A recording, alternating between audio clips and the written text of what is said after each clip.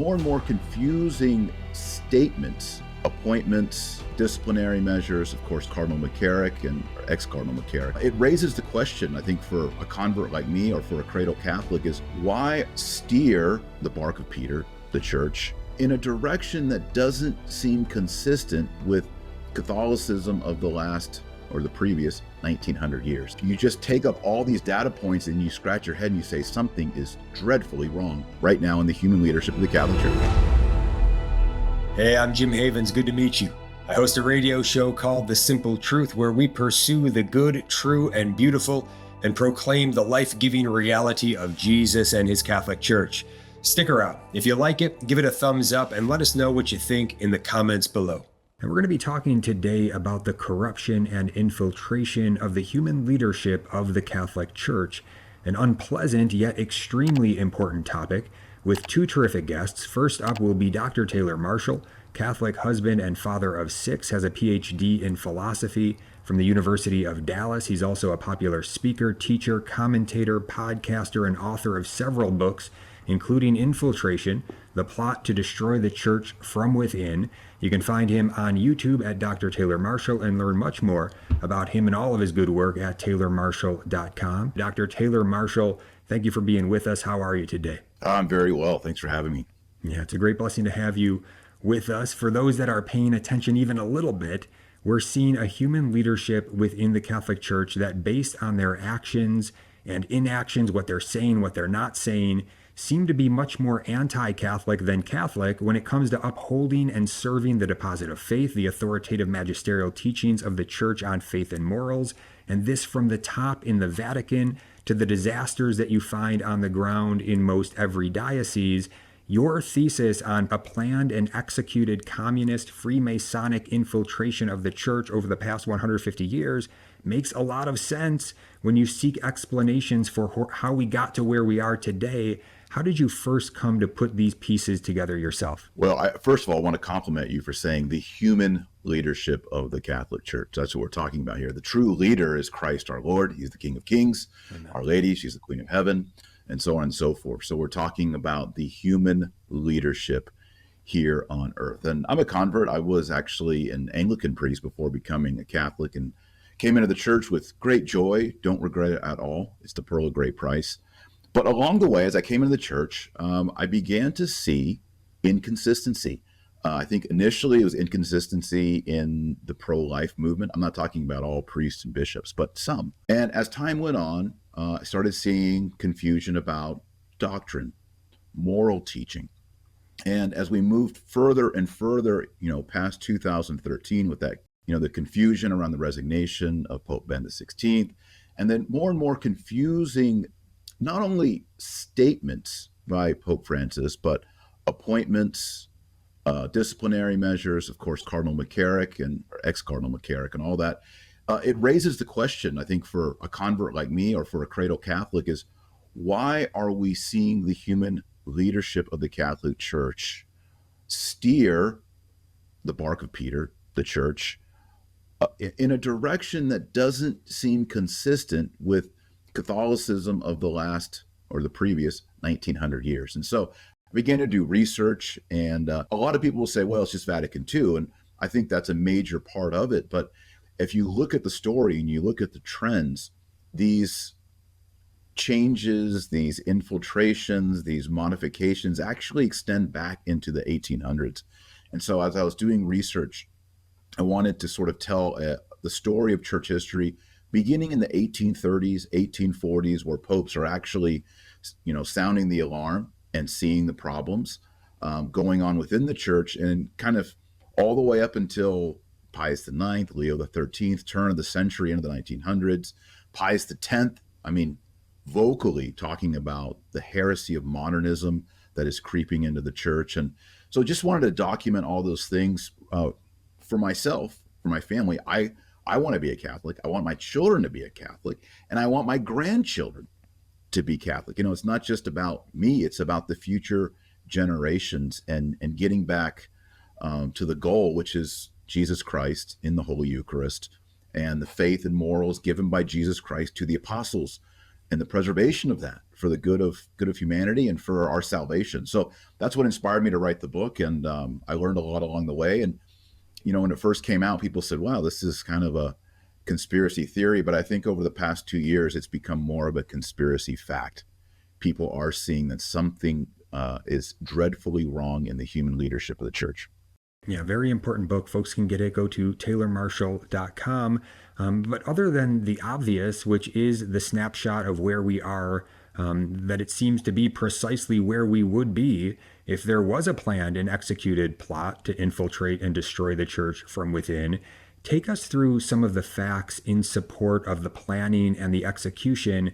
First, in terms of the planning, the Alta Vendita seems quite clear. So what was it, and what were its main points, specifically with respect to the corruption of the young through seminaries and schools? Yeah, so, in the history, enemies of Christ, enemy of the church, attacked from without. You go back to the first 10 Roman persecutions, all the way up through time, even up into the late 1700s, French Revolution. And the enemies of the church, I think, by this time have realized that, making martyrs, killing bishops, killing nuns just makes saints and grows the church. And so, as you mentioned, there was a document called the Permanent Instruction of the Alta Vendita. Its origin is in the early 1800s. And it details how it will take, the author says, perhaps 100 years, if we slowly and carefully infiltrate schools, seminaries, universities, monasteries and convents, and then children. Because they said it's not enough just to get like the Pope to become a Freemason. I mean, that's kind of a ridiculous goal. The document actually says, let's get a Pope who actually thinks and acts like a Freemason. That would be good enough. And so that's ultimately the goal, and I think, in my opinion, what has happened. Talking a little bit right now about some of the facts. I want to lay out the most prominent facts that we can to help everyone to see this plot to infiltrate the church that goes back quite a while. One more point on the planning that I'd like to get out there is that you mentioned it a bit there, Dr. Marshall. You said that, in talking about the popes, that we had many popes in the 19th century, in the early 20th century. They're writing encyclicals. They're warning about and condemning Freemasonry, communism, socialism, liberalism, modernism. You write in the book that Pius X recognized that Freemasonry would not square off openly against Catholicism, but would undermine her from within with ideas. He at once identified this internal Freemasonic attack as modernism, the naturalism of Freemasonry with a Catholic veneer that justifies itself by appealing to the evolution of dogma. So it seems when we have these popes in the 19th century, in the early 20th century, providing this clear teaching that these ideas are not Catholic, that they are not compatible with being a disciple of Jesus. They are against the faith of the Catholic Church that Jesus instituted.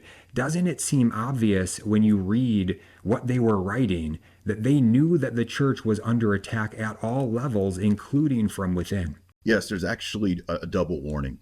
As you mentioned, every single pope in succession making these warnings to the church. But in 1917, we had the approved apparition of Our Lady of Fatima, in which she asked for the consecration of Russia, people to pray the rosary every day. And she warned that the errors of Russia would spread throughout the world. And this, of course, is the political, economic, and social manifestation of Marxism throughout the world. Just before that, you had Pope Leo XIII writing the St. Michael prayer and saying at the end of every low mass, this prayer must be said, because he had some kind of apparition or vision.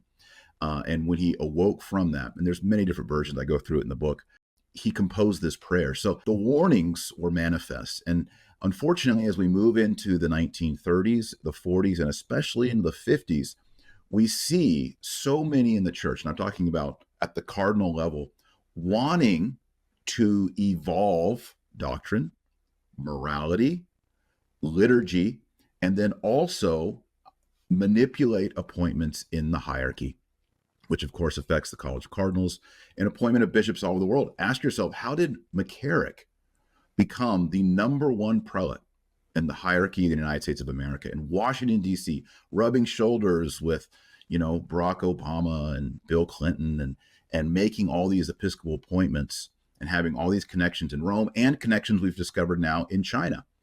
All of these things are part of this infiltration to, again, evolve doctrine, morality, liturgy, and effect appointments to key offices in the church. And we have seen this especially since the 70s, 80s, and 90s. And unfortunately, we're still suffering through it. What else would you think would be most prominent in terms of facts that demonstrate the execution of this communist Freemasonic plot to infiltrate the church? Some items that stand out to me are the testimonies of Bella Dodd and Manning Johnson, the guilt and expulsion of Archbishop Bonini, the Shark Sindona, and the Saint Gallen Mafia. What do you see as being at the top of the list? Well, all of those are very important. I think the Saint Gallen Mafia is very important because it reveals antagonism to Benedict XVI and a promotion of Cardinal Bergoglio, who becomes Pope Francis. This is the red hot, the bullet points that people think, oh, come on, this is too crazy. But you actually have Cardinal Daniels admitting that there was a Saint Gallen Mafia that met in Saint Gallen, Switzerland, that wanted to push forward a progressive agenda. They even state legalization of abortion, women's ordination, and these kind of ideas that are being tolerated and promoted by these, and I will say, wicked prelates in the church. And it's their own self-admission. We don't have to go into conspiracies. We can read their very own words. And so, empirically, you look at the data, what is it? Less than 20% of American Catholics believe in the real presence, believe in transubstantiation. This shows that catechesis and doctrinal teaching has completely degraded from who is responsible for teaching these things, the hierarchy, the church, and yet they have failed to do so. There's just confusion you look at the demographics for pro-life. Evangelical Protestants are more pro-life in America than Catholics. And yet this is one of our key pivotal teachings in this time. This is witness to the fact that not only are these things not taught, but there is confusion. For example, Joe Biden, Nancy Pelosi, they are all in good standing, promoted by cardinals, bishops, promoted by priests, and they are 100% opposed to the teaching of the one holy Catholic and Apostolic Church. Mm-hmm.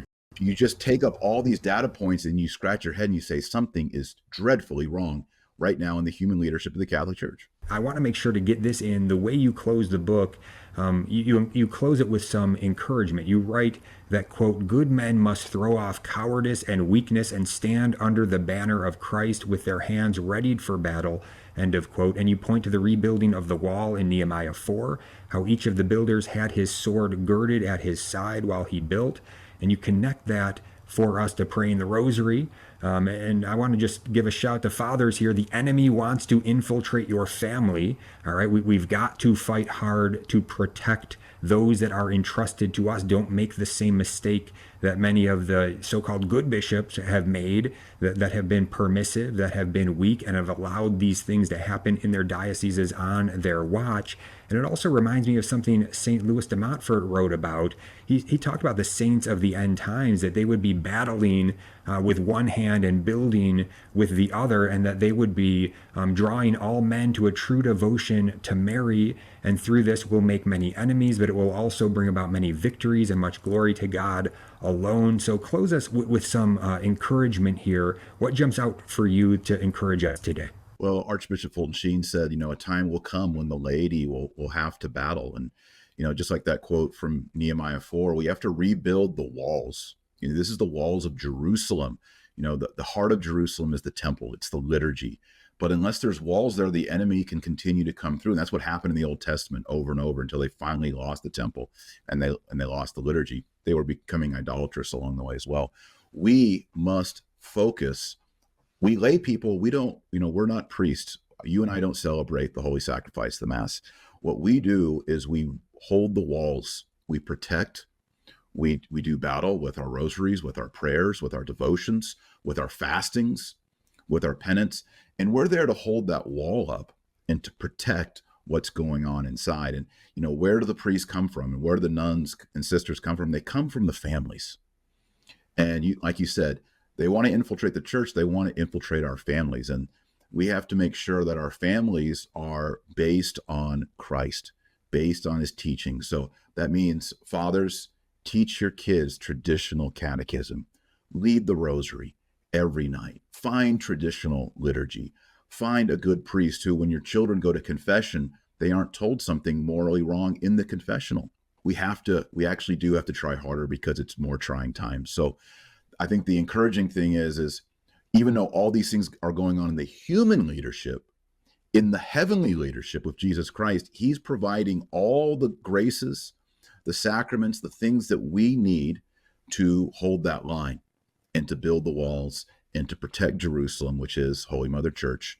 And that's what we're called to do.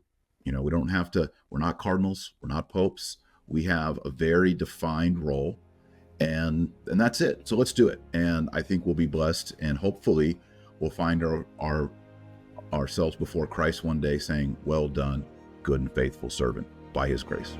Was that a helpful video for you? I sure hope so. That's why we do this show, to help real people get real results, advancing in the way, the truth, and the life that we're made for. It's called The Simple Truth. It's a radio program Monday through Friday, and we live stream it right here on this channel. Make sure to subscribe, like, and share if you would be so kind. And if you like that last video, here's another one I think you might get a lot out of.